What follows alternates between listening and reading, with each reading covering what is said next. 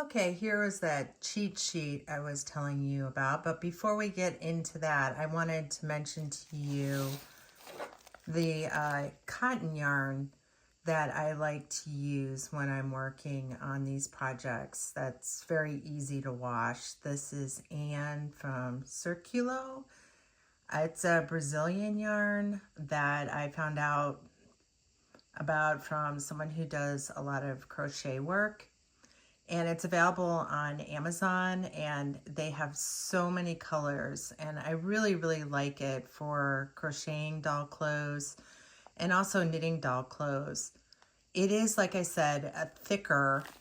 I have some green somewhere here. All right, I don't know where I put it, but it's thicker than this yarn, but it's still works up pretty well. So it'll be a little oversized unless you go down a needle size. But anyway, I just wanted to share that with you. Getting back to the cheat sheet, I just wanted to briefly go over this. Again, the name of the pattern is kind of a raglan. This is the pattern specifically for fashion dolls. It uses a US size 2 needle or 2.75 mm. You can also use DPNs if you want. I use circular needles. The method that I use once we start working in the round is the magic loop method. If you are not familiar with that, I suggest you look it up on YouTube. It is really, really nice for working in the round. You can alternatively work with 2 circular needles if you want to. And again, the yarn that we're using is size 1.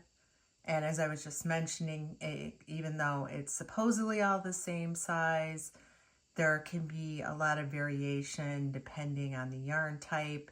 And because of that, while you're working on the sweater, you will want to try it on the doll as you're going along, which is very easy to do because it is top down. I typically just pull the basically the collar over the doll's legs and pull it up just to see how it's fitting. And again, just going through the method of cast on we used. I use a long tail cast on that you can look on YouTube, all the different ways that you can do that particular cast on. So we cast on 24 stitches. We work back and forth for 6 rows, with the final row being a purl row. So knit a knit row, then a purl row, knit row, purl row, knit row, purl row. And this is what we haven't gone over yet. I will do a demonstration of how to do this in part 2 of this video. But for those of you who want to skip ahead a little bit, basically have a little more knowledge.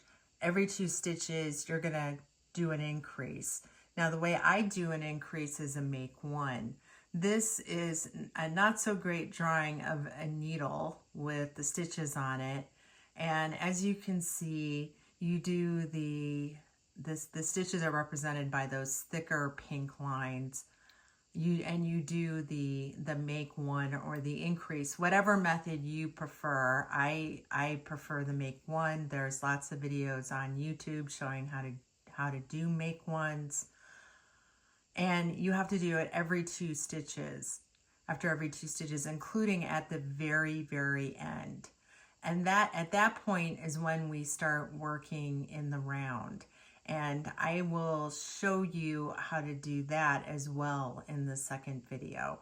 So that's all for tonight. I know it's kind of a lot, and I'm still very, very new to doing this. So I'm sure I left some things out. So if you have any questions, please let me know, and I will have the part 2 video up in the next couple of days. Thank you so much, and have a great holiday season. Bye.